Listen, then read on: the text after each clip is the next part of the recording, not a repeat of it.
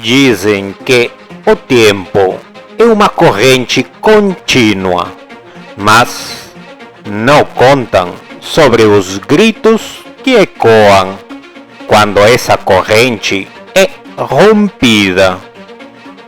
Não mencionam as figuras dobradas sobre si mesmas, os corpos desfigurados encontrados em ruas desertas, aqui em uma cidade esquecida por mapas e memórias. Histórias de viajantes do tempo são sussurradas como lendas urbanas, mas são mais do que lendas. Eu vi as marcas, cicatrizes nas paredes, rachaduras no asfalto que parecem formar símbolos ancestrais. Um cheiro pútrido misturado ao aroma ácido de sangue velho permanece no ar dias após o caçador concluir sua obra. Não é mais um homem, ele é uma força que emerge para corrigir desvios no tecido da existência. E o preço que cobra é terrível. Na periferia da cidade, em becos onde a luz nunca chega por completo, as histórias circulam. Quem tentou mexer com o tempo não apenas encontrou a morte, encontrou um destino pior, uma existência destruída, apagada aos poucos, como um desenho borrado por mãos invisíveis. E agora conto a história de Simon Kessler, o homem que desafiou o tempo em nome do amor, o homem que pensou poder vencê-lo. Ele não sabia que a derrota viria antes mesmo do seu primeiro passo. Simon era um físico renomado, um nome respeitado nos corredores da universidade local. Mas tudo desmoronou no dia em que perdeu Maria. Ela foi atropelada enquanto atravessava a rua principal, sua vida escorrendo no asfalto como a tinta de um quadro arruinado. Desde então, Simon abandonou suas pesquisas acadêmicas para se dedicar ao impossível: construir uma máquina que pudesse levá-lo de volta no tempo. Ele acreditava que, ao salvar Maria, poderia consertar sua própria vida. Mas mexer com o tempo é abrir um portal para algo que não deveria ser perturbado.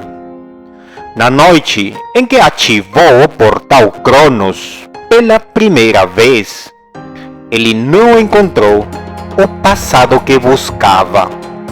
Em vez disso, algo o encontrou. No centro do laboratório, as luzes tremularam antes de apagarem por completo. Então, ele ouviu uma sombra alta, deformada, como se fosse feita de pedaços de outros seres. Seus olhos brilhavam em um vermelho profundo, fixados em Simon, como se estivessem julgando seu crime contra o tempo. Ele ficou paralisado, incapaz de reagir, até que a figura desapareceu tão rápido quanto havia surgido. Na manhã seguinte, Simon encontrou Jason, seu colega de pesquisa, mutilado e suspenso no teto do laboratório. O corpo pendia como um pêndulo macabro, com runas gravadas profundamente na carne. No peito, uma mensagem pulsava em energia escura. O tempo não se molda. O tempo consome. Tomado pelo pavor, Simon queimou seus cadernos, desmontou o portal e fugiu para uma cabana nos limites da cidade, próxima a um pedaço esquecido de Mata Atlântica. Ele acreditava que estava seguro, mas o medo começou a envenenar cada pensamento. Durante a noite, os passos ressoavam na varanda e as sombras moviam-se entre as árvores. Os espelhos dentro da cabana refletiam não apenas Simon, mas uma silhueta distante que observava, imóvel, com olhos brilhantes no fundo da escuridão. Os dias tornaram-se um borrão, mas as noites eram intermináveis. Uma madrugada, ele acordou com um cheiro horrível invadindo a cabana. Quando abriu a porta, encontrou a madeira manchada de sangue e uma mão impressa ali, como um carimbo grotesco. Os dedos eram longos demais, as unhas afiadas como lâminas. Presos em pregos enferrujados estavam pequenos relógios, todos marcando horários que não faziam sentido. Ele não sabia o que era pior: a ideia de que o caçador estava se aproximando ou a possibilidade de que ele nunca tivesse ido embora. Na loucura crescente, Simon decidiu que a única forma de se salvar era ativar o portal Cronos novamente. Dessa vez, ele programou a máquina para levá-lo ao momento em que Jason foi morto, na esperança de entender o que estava enfrentando.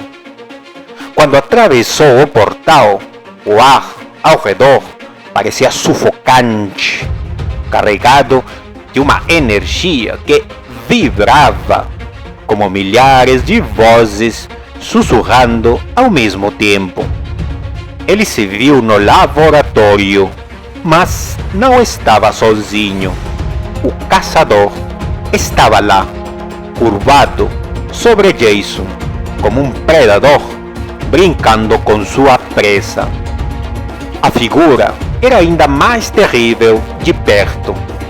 Sua pele parecia derreter e refazer-se constantemente, como se não pertencesse a este mundo.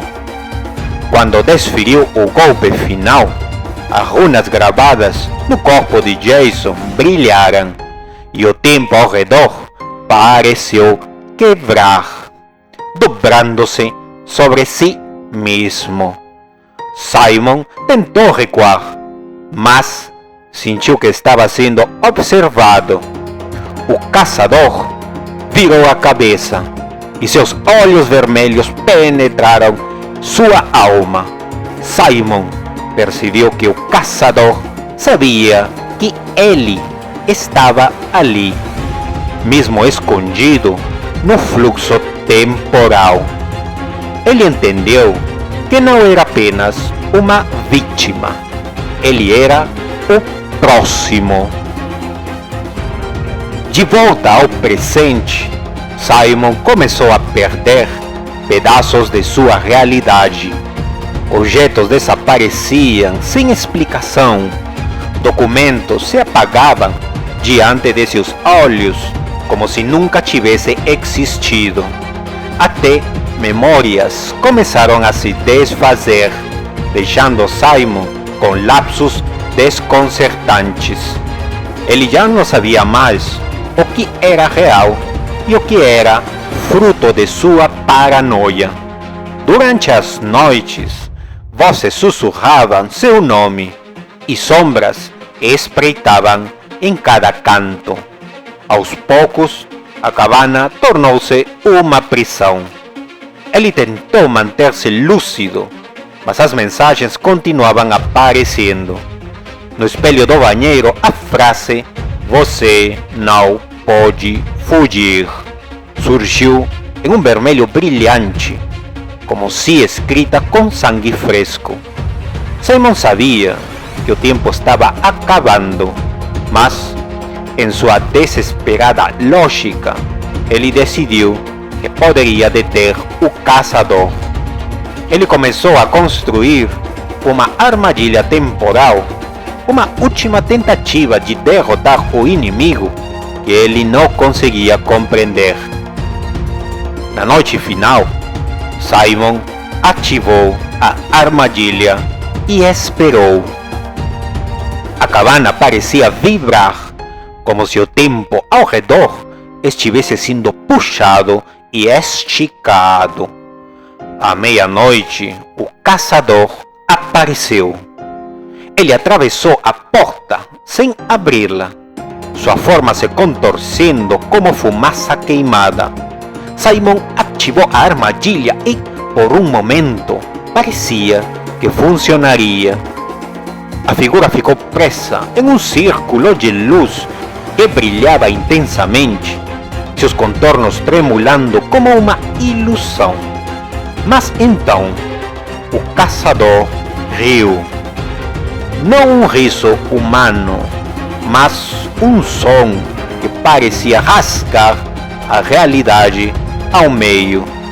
Ele olhou diretamente para Simon e falou com uma voz profunda e múltipla: "Você nunca teve escolha.